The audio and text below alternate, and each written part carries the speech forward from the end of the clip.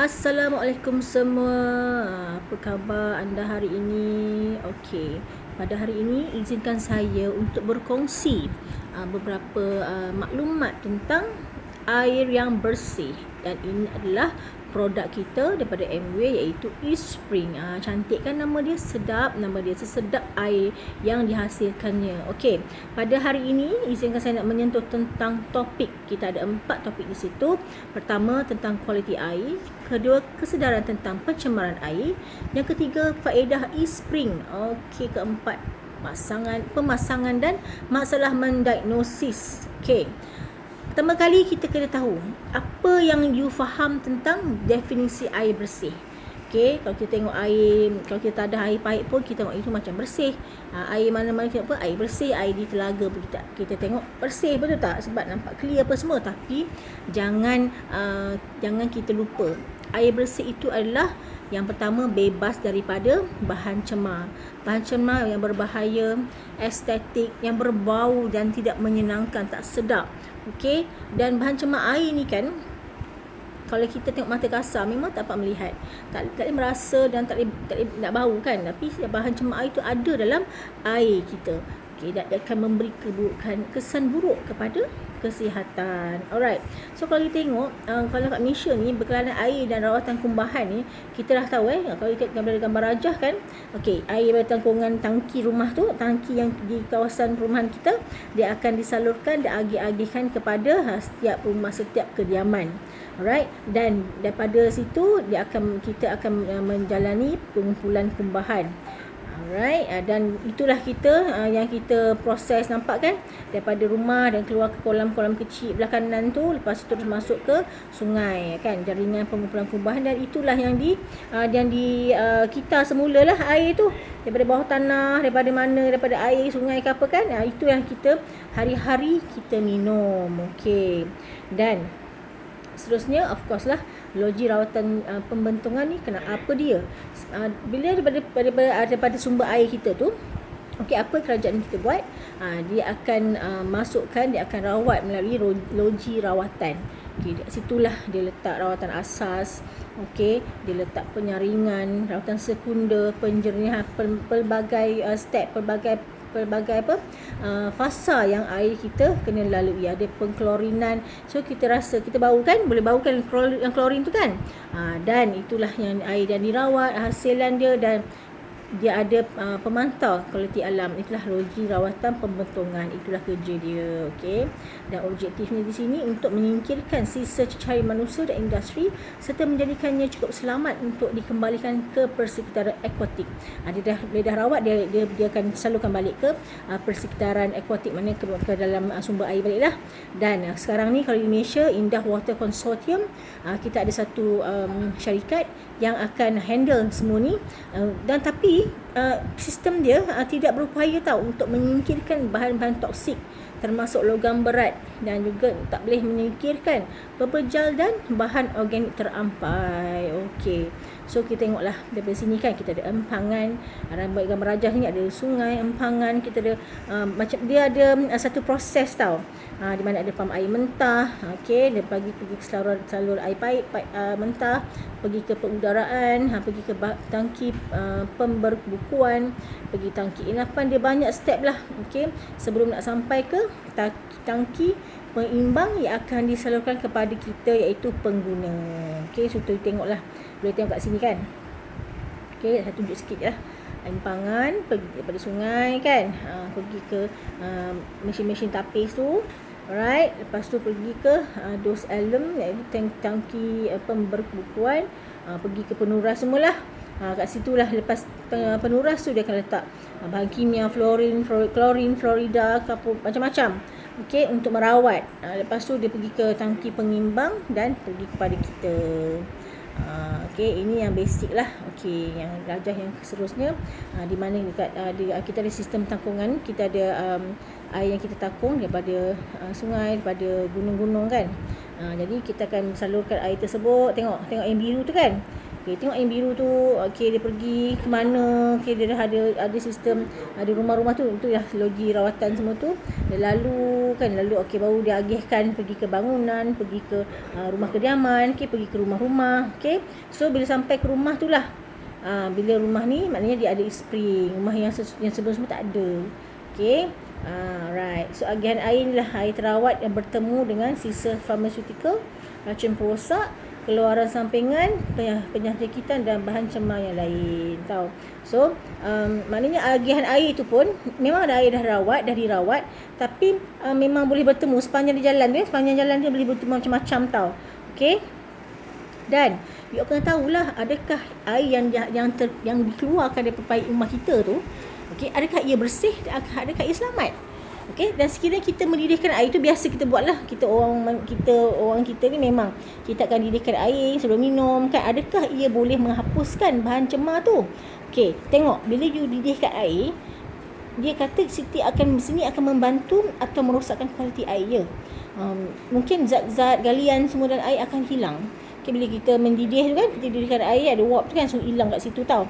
Dan dia boleh menghapuskan mikroorganisma, tetapi dia akan memekatkan bahan cemar kimia dalam air itu. Sangat-sangat bahaya kalau minum dalam masa jangka masa yang lama. Okey. Dan untuk seorang manusia ni, berapa banyak air yang patut diambil? Ni umum yang basic kita tahulah, 6 hingga 8 gelas sehari. Okey, kalau kita tengok situ KKM kata 6 hingga 8 gelas sehari. Ini basic. Okey. Tapi kajian daripada Mayo Clinic di US, dia kata 8 gelas air kosong sehari. Dia tetapkan ni 8 gelas bukan 6 hingga 8, bukan 8 dia cakap. So yang ketiga, daripada WHO, Pertubuhan Kesihatan Dunia, dia kata kita kena minum air mengikut berat kita. Contoh kat situ 70 kilogram lelaki berat dia kena minum 2.5 liter sehari ataupun 10 gelas. Tengok berat badan Okey. So kenapa kita perlukan air minimum 6 gelas ni? Kenapa? Pertama, untuk mengelakkan batu karang. Batu karang ni adalah endapan keras yang terbentuk di buah pinggang, terdiri daripada mineral dan garam. So sangat boleh sakit badan kita, sakit pinggang lah. Jadi dia selalunya menyerang orang lelaki. Okay, so umur dia antara 30 hingga 50 tahun. Jadi hati-hatilah kalau kita jarang minum air, tak cukup minum air, mungkin boleh terjadi. Yang kedua, boleh mengelakkan kekejangan. Jika kita minum minimum 6 gelas minimum bolehlah mengelakkan kekejangan, cramp selalunya tu kata simpul biawak lah apa kan. Bila kita kurang air akan terjadilah masalah kekejangan. Alright. Okey. Dan yang seterusnya, kesihatan otot. Kenapa kena minum 6 lah, minimum 6 gelas sehari untuk kesihatan otot. Okey. Mencergaskan otot dan mengurangkan sakit sendi atau belakang. So cubalah, siapa yang tak pernah cukup minum 6 gelas sehari tu, minumlah. Yang keempat, untuk kulit berseri, untuk kita selalu wanita lah kan. Sebab kalau kita cukup air dalam badan kita, kulit kita memang akan moist. Okey, dan untuk mendapatkan kulit kita lebih muda, lebih cerah dan lebih sihat. Tak ada nampak kusam kan, air tak cukup lah tu. Yang kelima, boleh mengawal suhu badan. Okey, kalau kita minum air, badan kita memang panas. Kita rasa demam, tak demam kan. Tapi sebenarnya bukan demam, you tak cukup air je dalam badan. Yang keenam, boleh membantu pencernaan. Yes, bila kita cukup air minum, kita nak membuang tu bahan kumuhan, kita nak membuang pagi-pagi ke apa kan, akan jadi lebih lancar. Okey, dan yang seterusnya, topik seterusnya, kenapa betul ke kita perlukan penyulingan air kat rumah? Kenapa? Okey, sebab yang pertama, air yang ditulingkan di pusat bandaran yang selalu daripada asal tu biasanya selamat untuk diminum. Okey, tapi air yang ditulingkan ni dia mengalir melalui pipe penyambung kan, ada banyak hose sana, dia punya perjalanan kan. So pipe kita tu dia dah tua. Logam berat tu, bahan cemar organik, bahan cemar ekologi semua akan terlekat-lekat dalam pipe kita tu. Okey. So jadi e-spring lah yang mampu menyingkirkan bahan-bahan cemar ni. Alright, yang melekat-lekat dalam air kita. Bila air kita lalu, benda-benda ni ada kan, yang tiga barang ni ada, tiga benda ni ada. Jadi air kita memang akan bawa lah bahan-bahan cemar ni. Alright. So kenapa kena ambil e-spring? Okay. Pertama sekali, memperbaiki rasa bau dan kejernihan dia. Kedua, mengurangkan lebih daripada 140 bahan cemar yang berpotensi menjejaskan kesihatan. Seterusnya, ia boleh mampu menghapuskan lebih 99.99% bakteria dan virus bawaan air. Seterusnya, mengekalkan mineral berfaedah dalam air ni tuan-tuan. Okay, Allah dah memang dah cipta. Dalam air ada nutrien kita, ada vitamin mineral kita yang diperlukan oleh badan. Okey, kalau kita panaskan, didihkan, memang boleh hilang. Dan jika kita pakai sistem RO, dia memang akan buang semua mineral, jadi zero. Dalam air kita tak ada apa-apa. Jadi kita macam minum, memang betul lah minum air kosong, memang kosong lah, tak ada apa-apa khasiat dalam tu. Tetapi spring mengekalkan mineral yang berfaedah untuk tubuh badan kita. Okey, dan itu keupayaan dia. Ini keupayaan e-spring tau. Dan ini mengapa kena e-spring juga. Kenapa? Memang betul-betul kena pakai. You kena belikan, kena dapatkan e-spring ni. Macam kami, saya memang perlukan. Memang Allah, terima kasih lah kepada suami kan, sebab dia yang membeli produk e-spring ni semasa kami mula-mula nak mengenal bisnes MW ni. So kenapa e-spring? Okey, e-spring tak sama macam penapis yang brand lain, sebab dia teknologi sangat luar biasa. Kalau you tengok dekat atas tu kan, ada macam chip kat situ, macam ada satu display kat situ. Dia tulis tu penuras karbon termaju, teknologi tanpa wayar, teknologi ultra ungu dan teknologi chip pintar. Chip pintar kat atas ni lah. So dia nampak, dia bagi tahu kita indikator siap-siap dah. E-spring tak payah kita cek buka-buka. Dia dah kena tukar ke apa. Tak, semuanya di atas sana. Dia bagi kita satu panduan untuk kita tengok.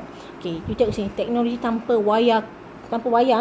Okay, dalam e-spring ni dia ada satu brain. Dia panggil brain lah. Saya suka panggil otak dia. Sebab inilah teknologi tanpa wayar yang atas ni memang akan kontrol perjalanan air kita, dan dia memang dipatenkan untuk mengalirkan air tenaga elektrik menerusi komponen udara dan air dan plastik untuk menghidupkan lampu UV. Okey, lampu UV ni dalam ni lah, yang dalam tombol nampak hitam tu, dalam tu memang ada yang lampu UV. So you tengok, okey, you tengok kat sini. Teknologi ultra ungu. Ultra ungu ni dia mampu menghapuskan 99.99% bakteria dan virus penyebab penyakit bawaan air dalam air minum kita. Jadi memang boleh bunuh kuman, dia mandulkan kuman. Macam tu. Okey, maknanya once dah lumpuhkan tu, memang kuman tu memang tak hidup lagi dah. Okey, so jangan susah hati, memang terbaik lah. Dan yang kedua, dia ada teknologi, satu lagi teknologi chip pintar. Chip pintar ni kat sini, kat yang ditunjuk tu kan, yang apa tu, tombol yang kepala dia ni, dalam tu memang ada satu chip, satu sistem canggih yang boleh menjejak lampu ultra ungu dan hayat penuras blok karbon kita dalam tu. So paparan LCD yang macam kat luar tadi saya tunjuk tadi tu memaklumkan pada kita berapa lama lagi penuras tinggal dan bila perlu diganti, dia akan bagi tahu lah. Okey, dan yang seronoknya e-spring kita ni ada pensijilan.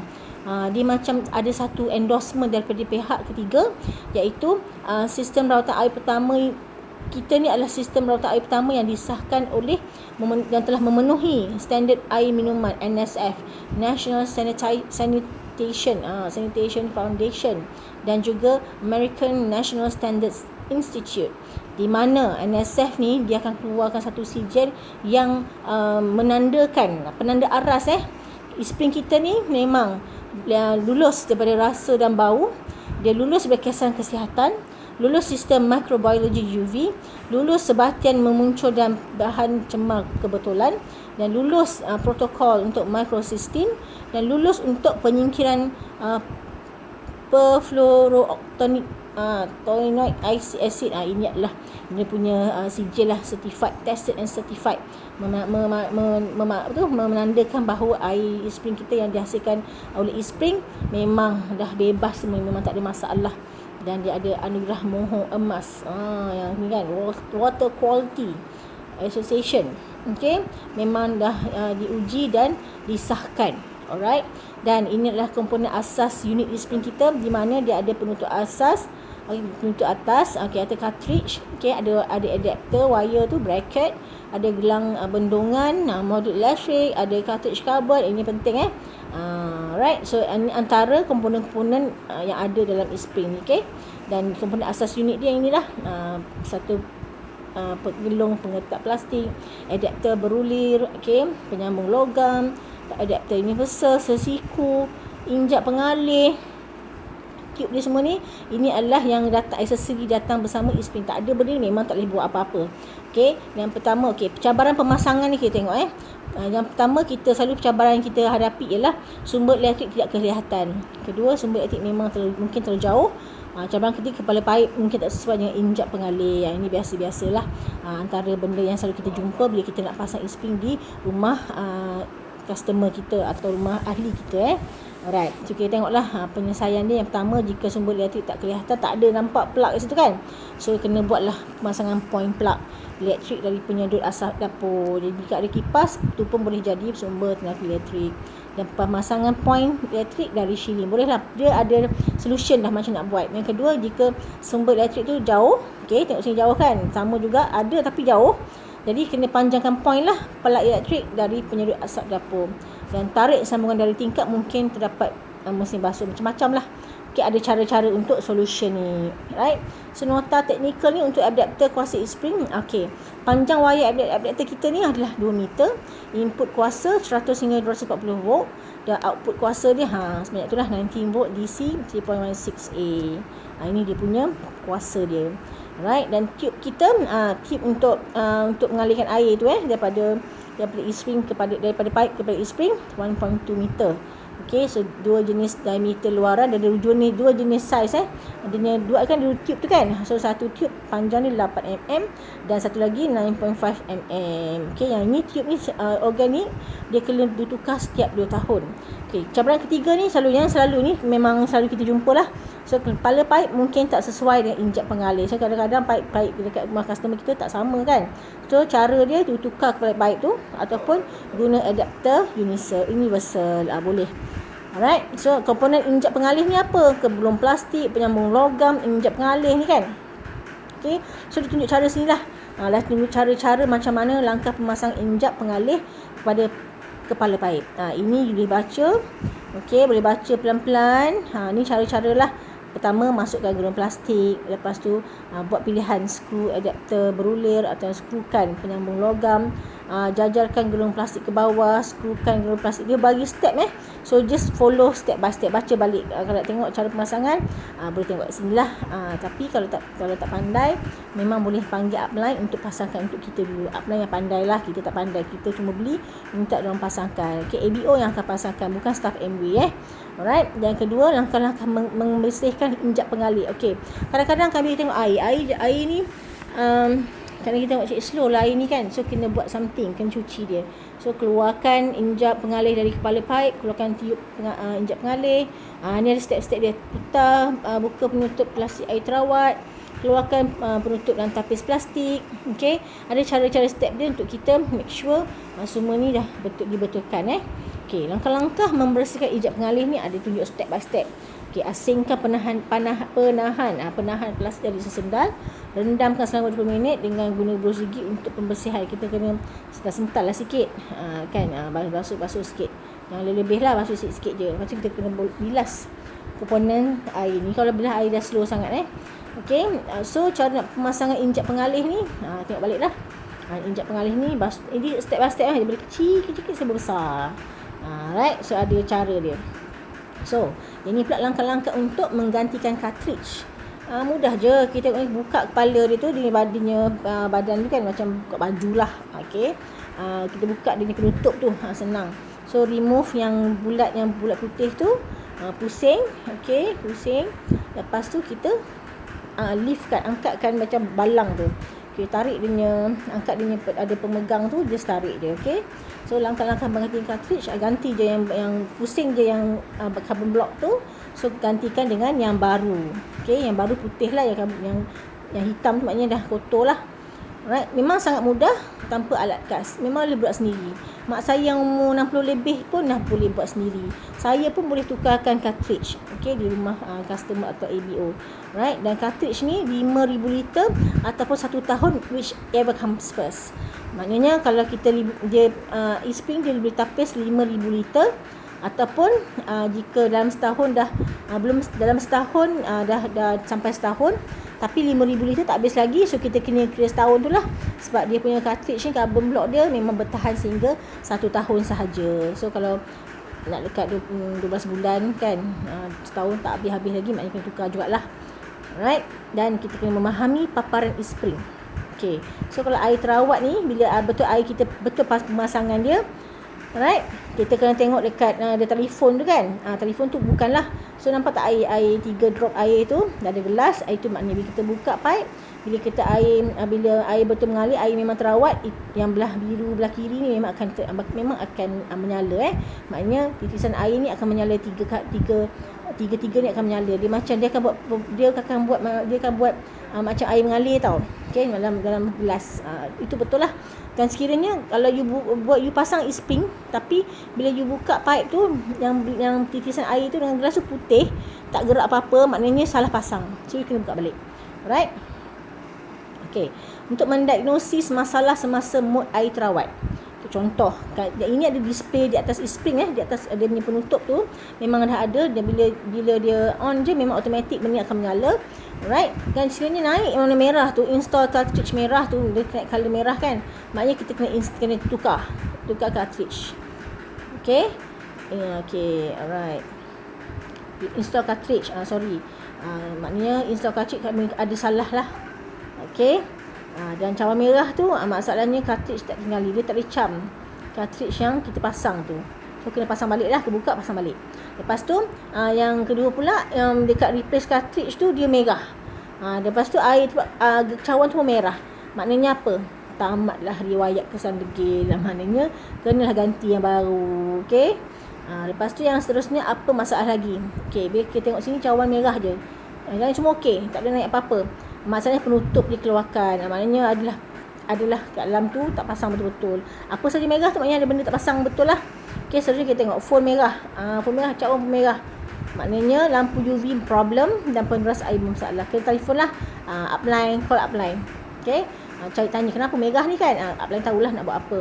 Right. So untuk penyelesaian masalah tambahan, okey, untuk kita take note, apabila hayat cartridge, tengok situ install cartridge tinggal 10%, bunyi bip bip bip akan terjadi. Okey, dan bar biru tu 3 bulan kuat, maknanya 3 bulan, satu bar biru maknanya 3 bulan. Untuk keluarga yang kecil kalau kita tak ramai, satu bar tu tahan 3 bulan atau lebih. Alright, 4 bar maknanya 5,000 liter lah kita dah minum. Alright. Dan soalan-soalan yang selalu tanyalah pasal e-spring ni. Pertama, kenapa peneras karbon blok kita ditekan yang mengapa peneras blok karbon tekan yang diaktifkan e-spring berkesan? Okey, apa itu peneras karbon? Apa bezanya peneras karbon blok dengan yang diaktifkan dengan peneras karbon blok yang biasa?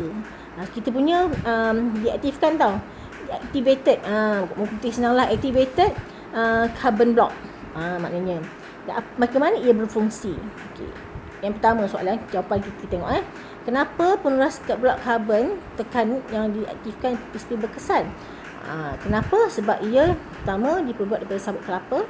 Kedua, prestasi peneras karbon blok yang diaktifkan, dia memang ada peneras karbon ada macam-macam pattern. Lepas tu peneras karbon blok ni dia boleh memerangkap partikel 0.2 micron. Yang kedua, yang ketiga, dia boleh kurangkan 140 bahan cemar yang boleh mencegah kesihatan. Yang keempat, dia boleh membenarkan mineral bermanfaat melalui dia. Lepas tu menambah baik rasa air, sedap tau. Siapa ada e-spring dia tahulah perbezaan e-spring tu. Lepas tu apa tu peneras blok karbon yang diaktifkan? Dia diperbuat daripada proses haba khas yang mewujudkan beribu-ribu liang. Dan proses yang digunakan menentukan nisbah liang kecil mikro dan liang besar makro yang diwujudkan. Dan ia meningkatkan keluasan permukaan peneras karbon untuk menarik dan merangkap bahan cemar. Right, so tengoklah kat situ. Alright, so dia memang terbaiklah untuk menapis bahan cemar ni. Okay, yang kedua, soalan kedua selalu tanya, cahaya ultraviolet ni membebaskan radiasi dalam air. Okay, adakah ia selamat untuk minum? Okay. Yang kedua, jawapan dia tak tahu banyak tentang teknologi cahaya batal ungu. Saya pun tak tahu kan. So risau radiasi akan menjejaskan kesihatan kita. Okey. Kita jawablah. Betul ke selamat diminum ni? Yang jawapan dia, okey, UV ni satu bentuk tenaga sinaran sama seperti cahaya matahari dan gelombang radio. Okey, dia kategorikan sebagai UVC. Okey. Jadi sejumlah kecil intensiti cahaya tak akan membahayakan kesihatan kita kan. Kalau nak compare dengan radioaktif, merujuk kepada bahan yang memancarkan radiasi nuklear seperti uranium atau ya. Itu memang akan boleh membahayakan kesihatan kita. Macam UV ni memang digunakan untuk e-spring, memang dan kuantiti yang sangat kecil lah untuk nak napis, nak bunuh kuman je. Okay. Alright. Dan cahaya ultra ungu, dia menghapuskan lebih 99.99% bakteria dan virus. So lampu UV hanya menyala bila air mengalir. Okay, ya, lampu UV akan menyala selama sehingga 30 saat selepas air mengalir terhenti. Kalau kita tutup pipe tu, dia akan gerak sikit sampai dia ambil masa 30 saat lah baru dia stop. Okay. Dan kena tahu teknologi cahaya ultra ungu bukan radioaktif. Right? Dan kenapakah yang tiga kenapakah tube e-spring selalu merekah? Okay, sebab kita bimbang lah kan, dia orang susah hati sebab kualiti produk apalah ni kan, sekarang merekah. Lepas tu jangka hayat tube yang kos ganti apa kan, kena ganti lagi. Lepas tu dapatkan waranti lagi semualah. Okay. So kita kena tengok jawapan dia, kenapa tube e-spring kita merekah. Pertama, penyebab umum tube merekah ialah terdedah kepada cahaya matahari atau haba. So mungkin kita letak e-spring kita tu tempat yang selalu kena cahaya matahari kan, pagi ke siang ke, dekat kita punya singki. Dan selalunya kita kerap menggunakan sembur serangga sekeliling tu. Maknanya kat dapur tu kita selalu sembur-sembur semut ke kan, sembur-sembur lipas ke, dan semburan tu terkena tube kita. Jadi memang akan boleh menyebabkan merekahan. Jadi menggunakan deterjen yang kasar, mungkin baju cuci kita nak bersih, jaga kebersihan saluran kat luar tu kan, pipe tu kita cuci pula dengan sabun yang bukan organik, memang dia akan rosak. Right? Sebab mengikut standard NSF, MW memang tak tambah apa-apa kimia berbahaya kepada tube. Sebab dia nak dapat lulusan NSF kan, jadi dia memang jaga cara pembuatan tube dia. Right? Keempat, soalan selalu kita dengar ni kan, saya dengar air berakali menambah kebaikan kesihatan, betul ke? Okey, untuk memahami kebenaran mengenai air berakali dan sedar tentang produk nama X yang boleh menghasilkan air berakali. Memang kat luar sana kita banyak tengok air tapis, air alkaline water lah apa kan. Jadi kita tengok jawapan dia. Okey, jus gastrik dalam perut kita memang adalah berasid kan. So bila air berakali tiba di perut, ia boleh dinetralkan oleh jus gastrik. Okey, so hanya teknologi pengayon air berakali saja mampu menghasilkan air elektrik. Okey, air berakali itu apa? Dia proses di mana air paip lalu menerusi kebok dengan elektrod untuk menguraikan molekul air dengan menjadi ion. Okey, kelebihan pengguna boleh menyelaraskan pH atau mendispense air.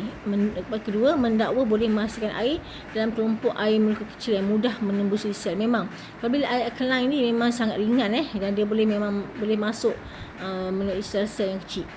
Okey. Kekurangan air berakali apa itu? Tidak menyebut tentang proses penyulinan air. Tiada dokumentasi yang boleh mengesahkan dan menyokong dakwaan ini. Okey, dia tak ada cakap air kali ni sihatlah apa tak tak ada bukti. Apa yang kita perlukan ialah air yang bersih. Kita nak minum air bersih, bukan kita minum air ringan ke air zero vitamin ke apa kan. Jadi itulah kita kena ambil tahu juga carbon deactivate kita ni apa. Activated carbon ni apa? Dia menggunakan penjerapan untuk menghilangkan kekotoran dari cecair. Okey, kelebihan dia senang. Dia boleh keluarkan klorin, dia boleh singkirkan zarah seperti yang disebut tu. Lepas tu dia boleh menghilangkan bau. Okey, karbon diaktifkan pula apa dia? Kekurangan dia tak dapat menyingkirkan mineral, garam dan bahan tidak organik terlarut. Ada jugalah kelebihan dia, kekurangan dia. Dan reverse osmosis ni apa? Okey, osmosis songsang ialah di mana air paip dipaksa melalui membran separuh telap yang sangat nipis yang boleh menolak bahan cemar dan hanya membenarkan molekul yang amat kecil untuk melipasi melaluinya. Ni RO lah. Kelebihan dia boleh mengurangkan sebatan organik, boleh mengurangkan setengah sebatan organik. Okey, mengurangkan parasit. Okey, kekurangan dia lah. Kelebihan dia yang ini. Kekurangan dia banyak pula kekurangan dia. Dia perlukan tekanan air tinggi. You tengok Lepas tu mengurangkan mineral bermanfaat. Mungkin tak berkesan dalam menyingkirkan semua bakteria dan virus, dan ia sangat perlahan dan membazirkan air. Kita tengok dia, kalau kita tengok air alkaline ni, air RO lah, bukan alkaline, air RO ni kita nak tapis, so kita tengok dia nak tapis 1 liter, berapa liter dia kena buang dekat pipe kecil dia tu, dekat belakang dia tu, perasan tak? Alright. Ini pula berbandingkanlah antara air panas, air beralkali, blok karbon aktif, reverse osmosis dan juga e-spring. Tengok e-spring kita semua hijau, cantik, betul tak? Di mana dia boleh meningkatkan rasa, yes.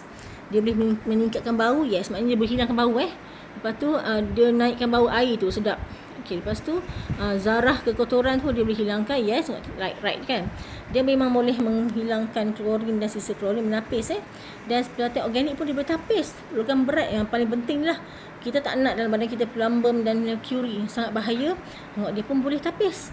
Dan juga bakteria dan virus sangatlah boleh tapis. Dia semua right je. Orang lain tengok orang lain kan, pangkah-pangkah lah, lepas tu ada tanda soal lah kan, nampak sangat lah kan. So itu sajalah, saya harapkan dengan sharing saya pada hari ini, anda semua dapatlah sedikit sebanyak info yang saya nak sampaikan pada anda. Dan akhir kata, jika sayang family anda, jika kita sayang anak-anak kita, ibu bapa kita, pasangan kita, dapatkanlah e-spring ni.